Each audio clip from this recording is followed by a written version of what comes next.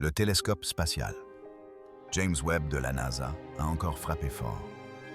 Cette fois-ci, il nous offre un nouvel aperçu d'une partie de l'Atlas des Trois Aka, dont les scientifiques de la NASA suivaient la trajectoire. La trajectoire et la composition inhabituelle de cet atlas ont suscité de nombreuses spéculations. Un faible scintillement de lumière anormale a traversé les capteurs à champ profond du télescope spatial James Webb. Si faible qu'il se fondait presque dans le fond cosmologique, le signal s'est répété pendant plusieurs jours, selon une cadence étrangement régulière, comme si l'objet qui le produisait ne se contentait pas de réfléchir la lumière des étoiles, mais la modulait. Lorsque l'alerte automatique a finalement été examinée par des humains, les spécialistes de la mission ont réalisé que le signal ne provenait pas d'une nébuleuse ou d'une galaxie lointaine, mais d'un visiteur éphémère de notre propre voisinage céleste, un corps interstellaire catalogué sous le nom de 3 Atlas. Au départ, cela semblait impossible. Rien dans la découverte de 3 Atlas, quelques mois auparavant, traversant le système solaire sur une trajectoire hyperbolique allongée, ne laissait présager qu'il révélerait quelque chose de plus spectaculaire que la composition poussiéreuse typique des débris extrasolaires. Pourtant, l'observation infrarouge améliorée du Webb a mis en lumière un phénomène fondamentalement nouveau, auquel aucun astronome ne s'attendait, une signature d'émission thermique interne qui ne correspondait ni à la lumière solaire, ni aux rayons cosmiques, ni aux forces de marée, ni à aucun processus de chauffage naturel connu pour affecter les corps interstellaires froids. Avant de commencer, n'oubliez pas de liker et de vous abonner pour recevoir plus de mises à jour. La découverte s'est d'abord faite dans le silence enfoui au cœur d'une masse de données d'observation quotidienne. Les analystes ont constaté que la signature thermique apparaissait et disparaissait par à-coups, contrairement à l'absorption thermique lente et constante caractéristique des roches et des glaces inertes. Cette chaleur pulsante rayonnait de l'intérieur de l'objet comme si un mécanisme interne s'activait, fonctionnait brièvement, puis s'éteignait. Ni jet cométaire, ni frottement rotationnel, ni modèle de désintégration radioactive ne pouvaient expliquer la netteté des variations. Plus troublant encore, les traces thermiques coïncidaient avec de minuscules flashs dans le proche infrarouge. Des flashs qui se répétaient à intervalles trop précis pour être considérés comme un simple bruit aléatoire. La sensibilité inégalée du réseau a permis aux scientifiques de cartographier ces fluctuations spectrales à la surface de l'objet, révélant une région asymétrique qui semblait se comporter différemment du matériau environnant.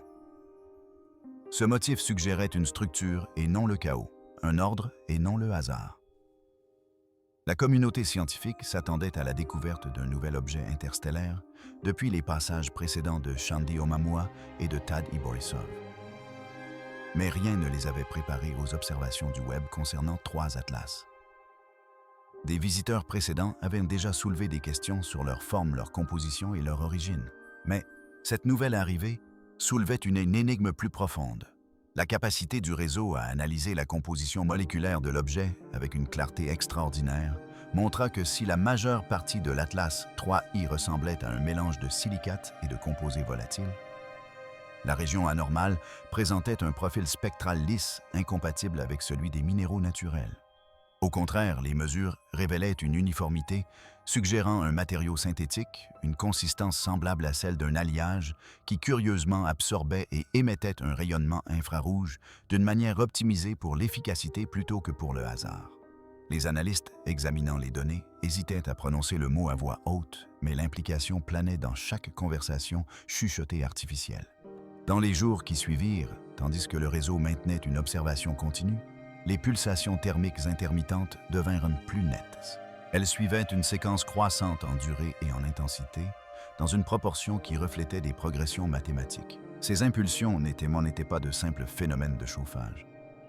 Elles portaient des signatures spectrales qui ressemblaient à des informations codées. Les chercheurs ont alors commencé à considérer le signal comme une structure délibérée en appliquant des analyses de décomposition des transformés de Fourier et une cartographie harmonique. Chaque méthode a révélé des niveaux de complexité imbriqués dans les émissions.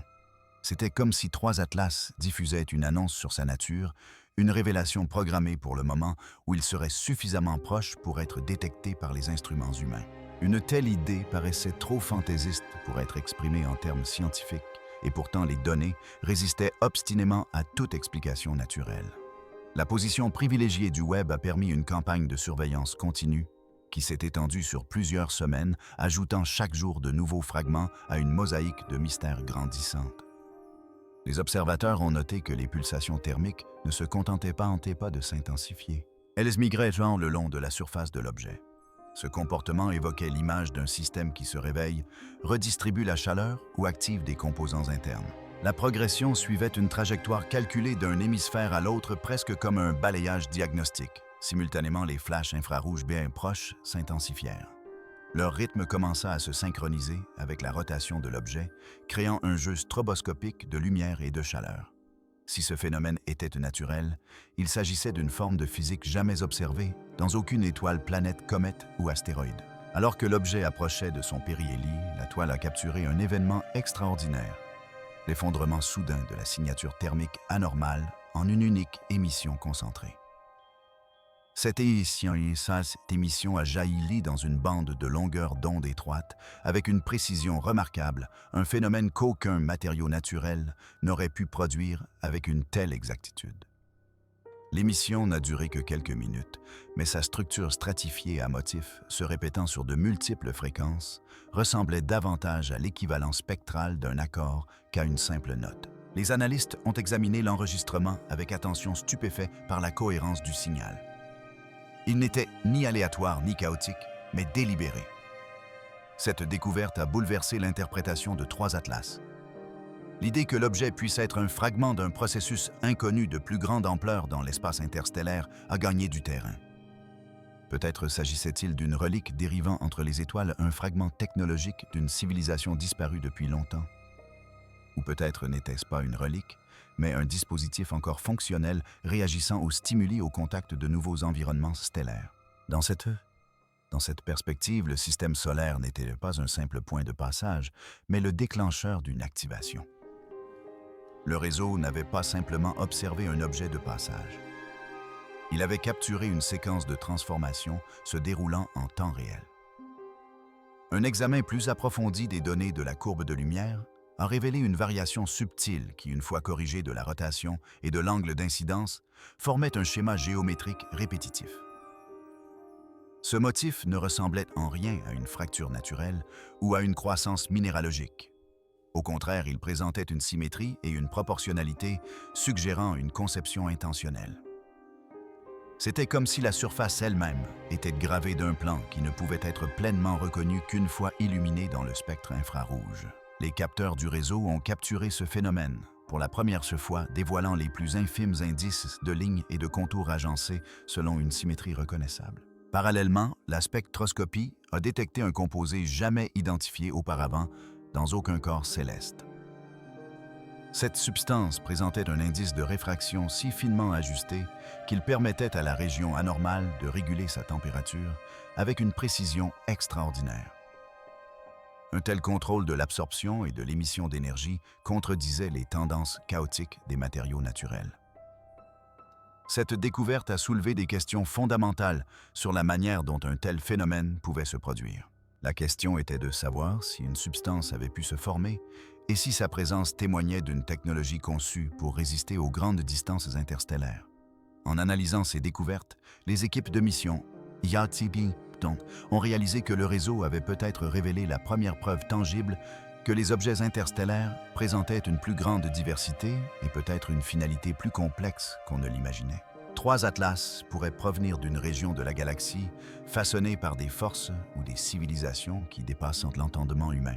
Si sa structure anormale représentait une technologie, alors elle existait bien au-delà des principes d'ingénierie connus sur Terre.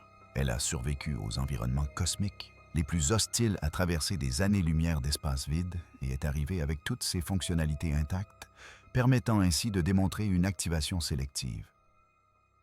Chaque nouvelle observation élargissait les implications de cette hypothèse.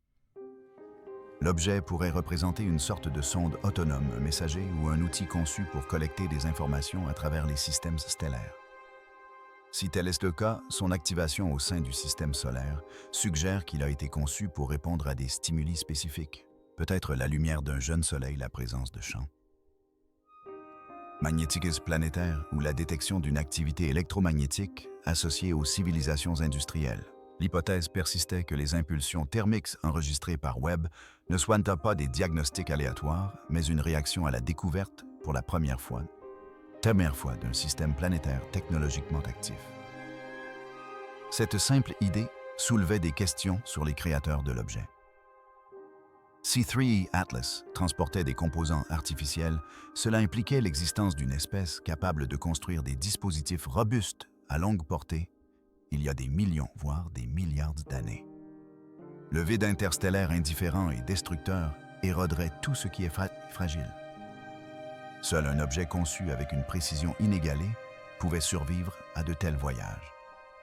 Cette endurance combinée aux émissions orchestrées dressait le portrait d'une intelligence bien plus ancienne et avancée que l'humanité. Pourtant, l'objet ne se dirigeait pas, ne modifiait pas sa trajectoire et ne réagissait pas aux assistances gravitationnelles d'une manière qui suggérerait une navigation active. Il dérivait sans propulsion, guidé uniquement par son inertie et les courants gravitationnels de l'espace. S'il s'agissait d'une sonde, son voyage était passif mais intentionnel. Une bouteille jetée dans un océan cosmique. Bien que Webb n'ait pas pu déterminer si l'activation représentait une communication, l'analyse a révélé un détail important. Les émissions thermiques ne contenaient aucun message répétitif. Au contraire, elles évoluaient subtilement au fil du temps, s'ajustant à mesure que l'objet s'enfonçait dans le système solaire. La séquence semblait intégrer des variables liées au rayonnement solaire, à la densité de l'héliosphère et au flux magnétique. Autrement dit, le signal semblait collecter et transmettre des données environnementales avec une grande efficacité.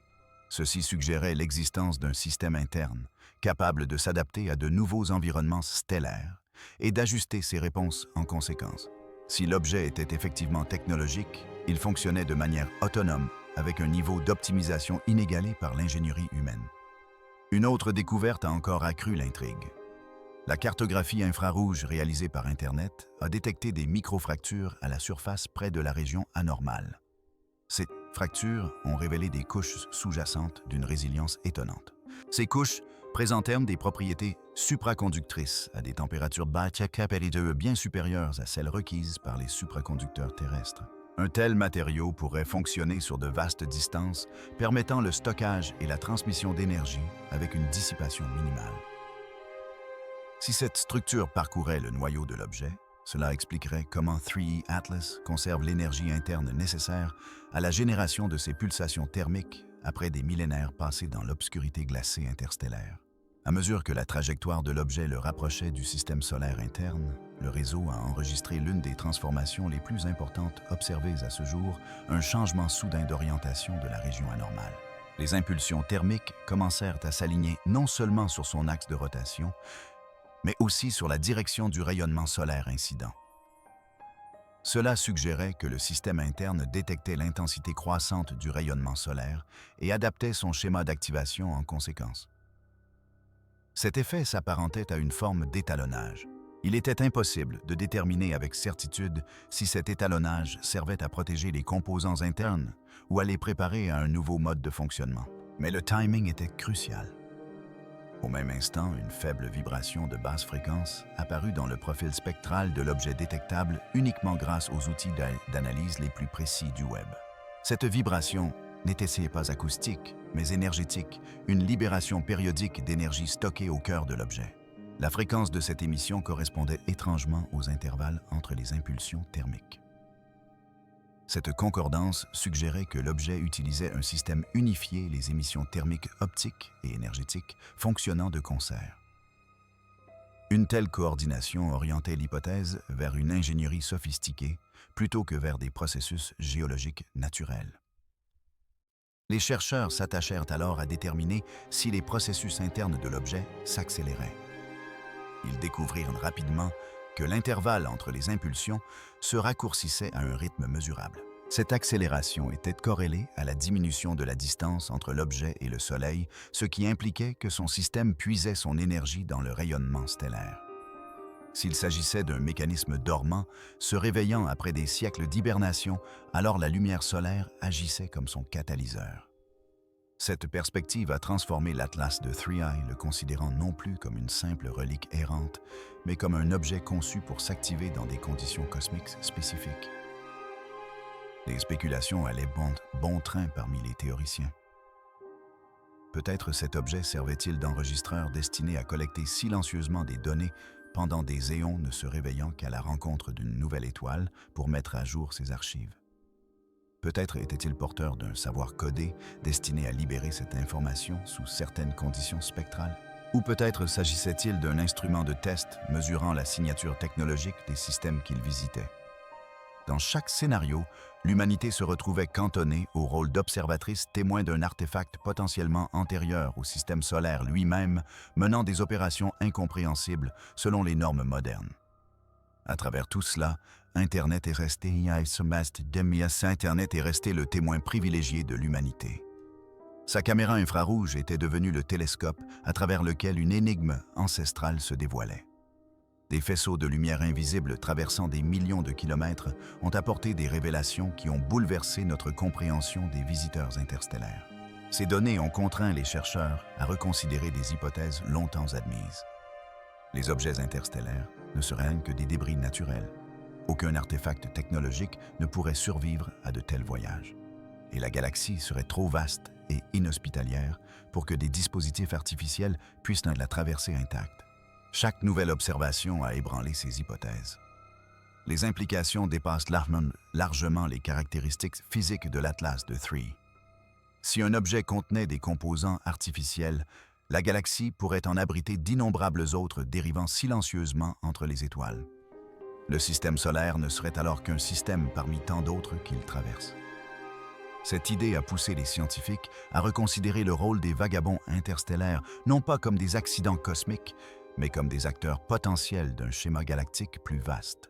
Au lieu de mondes isolés, évoluant indépendamment le cosmos, pourrait contenir des réseaux d'artefacts à longue portée créés par des civilisations apparaissant et disparaissant au fil du temps comme un cosmique. Alors que les observations se poursuivaient, l'objet s'approchait de la région où la pression de radiation solaire atteindrait son influence maximale sur sa trajectoire. Durant cette phase, les pulsations thermiques atteignirent leur intensité maximale. La région anormale émettait une faible lueur dans l'infrarouge, suggérant que ses composants internes fonctionnaient à pleine capacité. Les pulsations présentaient une stratification harmonique inédite pour un corps céleste. De multiples fréquences se chevauchant et évoluant de concert, comme orchestrées par un système intelligent en réponse aux stimuli environnementaux, ont soulevé de nouvelles questions. L'objet se préparait-il à une ultime séquence de diagnostic avant de quitter le système solaire? Cherchait-il à extraire un maximum de données stellaires avant de s'éloigner du Soleil? Ou était-il en train d'entamer un nouveau mode de fonctionnement déclenché uniquement lors de son entrée dans le domaine interne d'une étoile? Chaque interprétation avait des implications profondes quant à sa fonction, sa construction et la sophistication de l'entité ou du processus qu'il avait créé. Plus surprenante encore fut la découverte de l'expansion de la région anormale de l'objet. L'imagerie haute résolution de Webb a révélé que les couches superficielles externes autour de cette région se rétractaient subtilement, exposant davantage de matière sous-jacente. Cette expansion suivait le même schéma géométrique que celui identifié précédemment dans l'analyse de la courbe de lumière.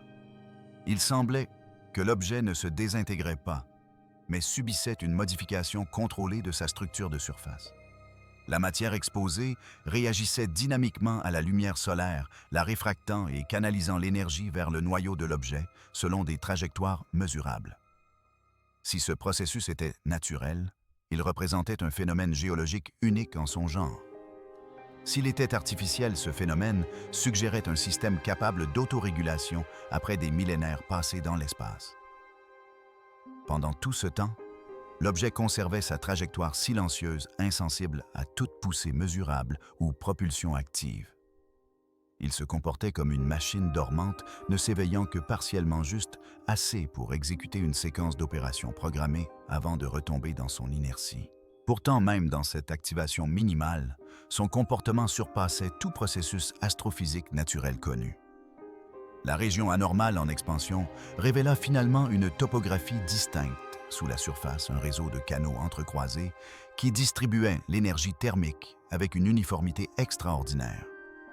Ces canaux ressemblaient à des conduits, bien qu'aucun analogue direct n'existe dans les formations géologiques naturelles.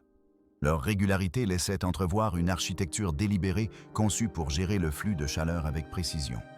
Si les pulsations internes faisaient même partie d'un processus de calcul ou de perception, ces conduits garantissaient le fonctionnement stable du système dans des conditions variables. Ce que le réseau a enregistré dans la dernière phase de son cycle d'observation fut un changement subtil mais indéniable dans le comportement des émissions.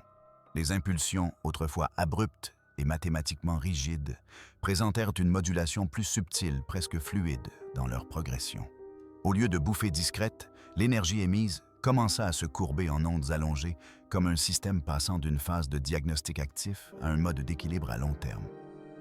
Ce changement surprit les chercheurs car rien dans l'environnement extérieur de l'objet n'avait suffisamment évolué pour justifier cette transition.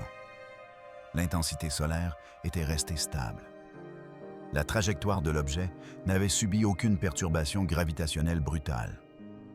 La transformation semblait être un ajustement interne et autonome initié au cœur même de la structure. Dans cet état évolutif, la région émissive acquit un faible gradient de luminescence visible même dans des bandes spectrales au-delà de l'infrarouge. Les instruments de Webb ont détecté les premiers signes de réactivité aux ultraviolets, bien que faibles et fugaces. Ce phénomène était inattendu car l'interaction avec les ultraviolets exigeait une flexibilité structurelle qu'aucun composé naturel connu dans un tel environnement n'avait jamais présentée. Cela suggérait l'activation d'une seconde couche de matériaux peut-être restée dormante protégée sous les couches externes jusqu'à ce que les conditions adéquates déclenchent son activation. Le gradient scintillait subtilement à travers la région anormale, tel un voile agité par une brise cosmique, laissant entrevoir des processus souterrains invisibles mais influents. La géométrie des conduits Trenn précédemment observés s'est complexifiée à mesure que le matériau souterrain était exposé. Des canaux autrefois considérés comme de simples voies de ramification ont révélé des agencements à plusieurs niveaux dont l'espacement rappelait les motifs des systèmes de dissipation thermique avancés. Ils se courbaient en spirale et contre-spirale s'entremêlant de manière défiant toute coïncidence. Ces agencements ont soulevé la possibilité que toute l'architecture interne soit stratifiée par étapes, chacune s'activant séquentiellement en fonction de variables environnementales telles que la température, le spectre de rayonnement ou le gradient gravitationnel. Le déploiement de ces couches s'apparentait à l'éclosion d'un organisme mécanique réagissant non par instinct mais avec une précision programmée. Les analystes commencèrent à observer que la distribution d'énergie au sein de l'objet présentait des fluctuations à l'échelle micrométrique synchronisées avec les conditions héliosphériques environnantes.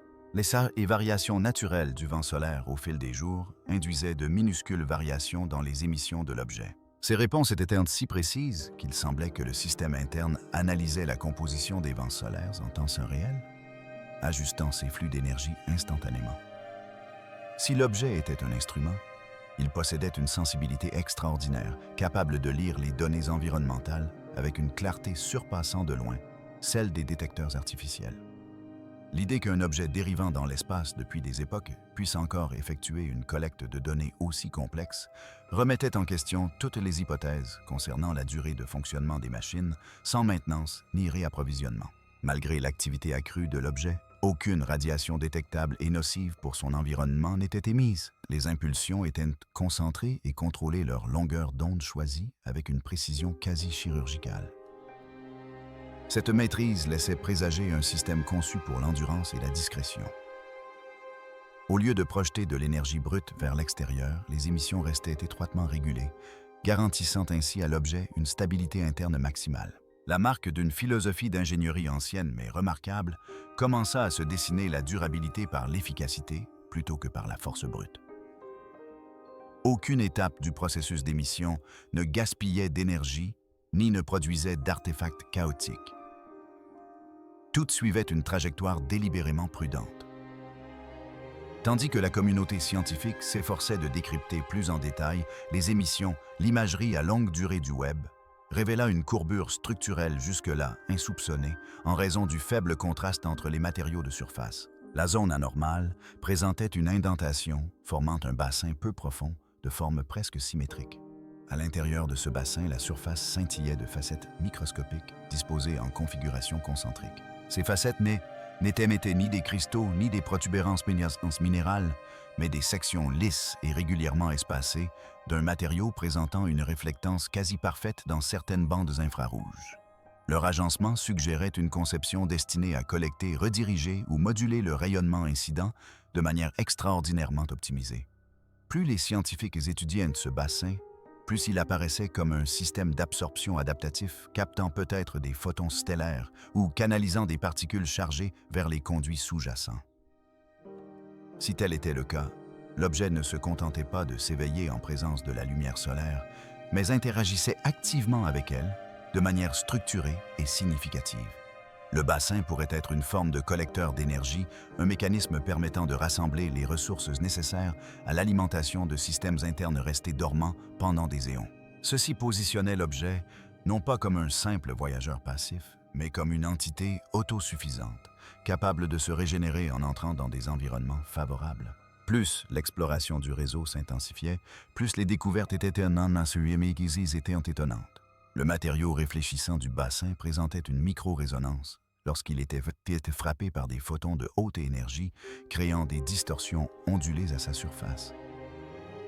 Ces distorsions se comportaient de manière analogue à des ondes stationnaires, mais se formaient en réponse à la combinaison de fréquences exactes émises par l'objet lui-même quelques instants auparavant. C'était comme si le système interne de 3.2 Atlas dialoguait avec sa propre structure externe, envoyant des signaux vers l'extérieur et recevant les réponses de sa surface.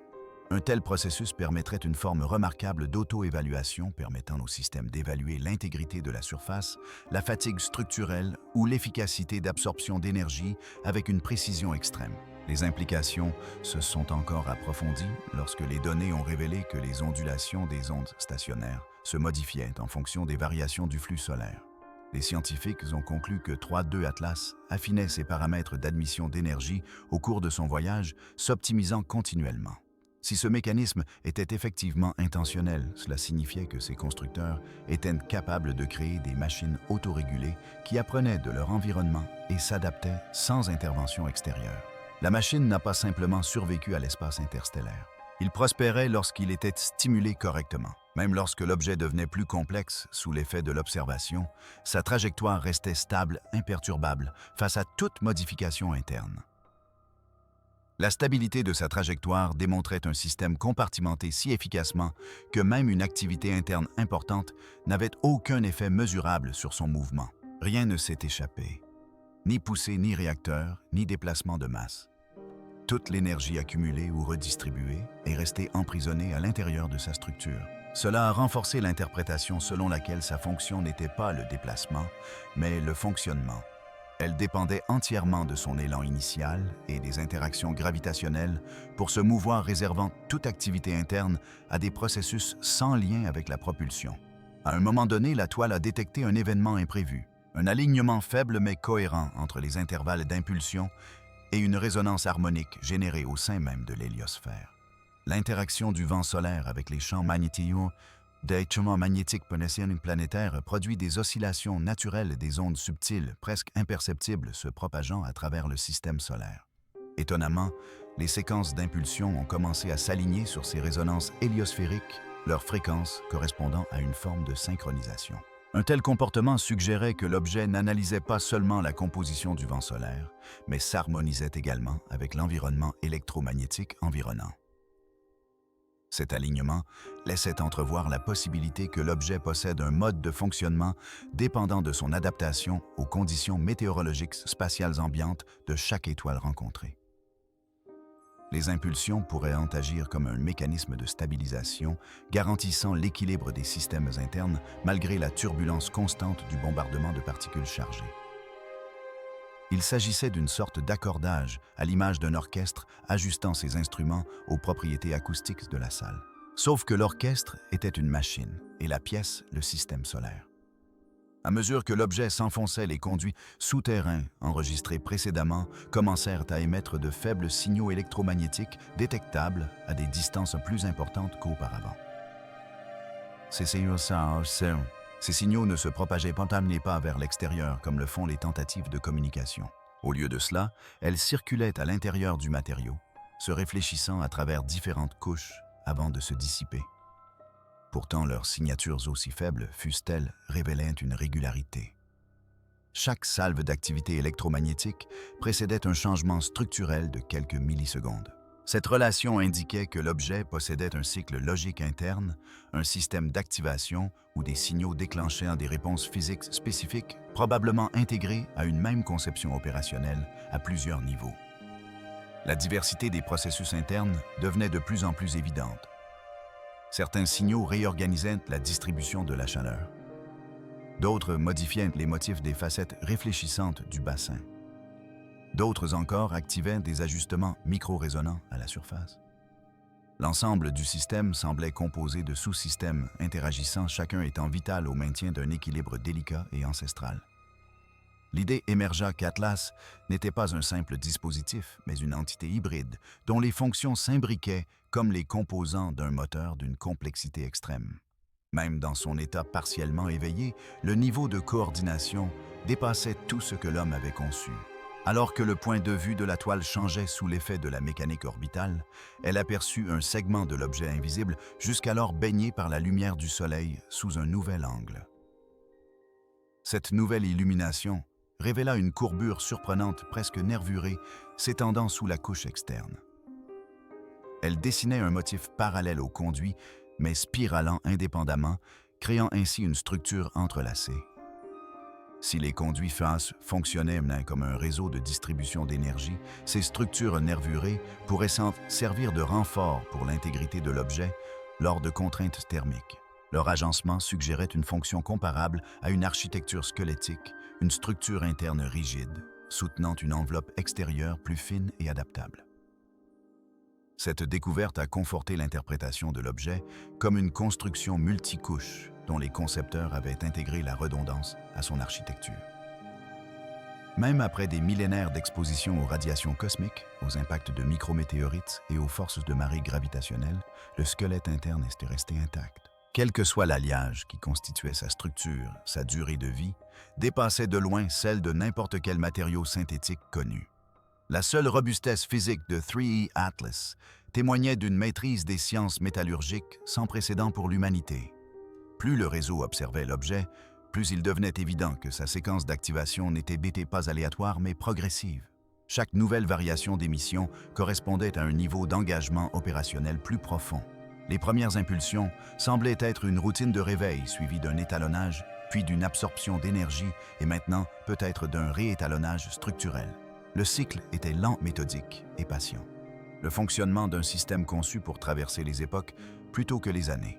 À ce stade, les chercheurs ont noté un autre changement subtil. Les émissions spectrales ont commencé à révéler des signatures suggérant une réorganisation moléculaire au sein des couches superficielles les plus externes. Des films atomiquement minces semblaient migrer, formant de nouvelles configurations qui modifiaient la réflectivité de la surface par incréments très précis. Ce comportement s'apparentait à une autoréparation ou à une adaptation, un remodelage à l'échelle nanométrique du matériau extérieur. Un tel processus pourrait viser à optimiser l'absorption d'énergie, à renforcer les zones fragilisées par les impacts ou à remodeler la surface pour mieux s'adapter aux conditions environnementales. Ce matériau en réorganisation présentait des propriétés connues en théorie, mais jamais observées en dehors des expériences humaines à l'échelle du laboratoire. Il possédait un certain degré d'expressivité programmable, changeant d'état en fonction des stimuli entrants. L'idée qu'un objet interstellaire puisse activement remodeler son enveloppe extérieure après des millions d'années de voyage représentait un bond en avant dans la compréhension de la longévité technologique. Les concepteurs d'un tel système auraient eu besoin de connaissances en ingénierie atomique si pointues qu'ils auraient pu créer des surfaces autocorrectrices capables de fonctionner indéfiniment. Au fur et à mesure de cette restructuration dynamique, un autre phénomène est apparu. Les impulsions qui avaient auparavant conservé leur bande de fréquences étroites se sont étendues à des séries harmoniques plus larges. Elles ont gagné en profondeur, se superposant en harmoniques qui ont produit des figures d'interférence détectables sur plusieurs instruments. Ces figures d'interférence présentaient une beauté mathématique étonnante. Des combinaisons constructives et destructives forment des spirales d'épavage et des courbes imbriquées. Les analystes de données du web ont constaté que ces structures d'interférence étaient trop ordonnées pour résulter d'un simple chevauchement aléatoire. Elles reflétaient des relations encodées, peut-être une partie du langage opérationnel de l'objet.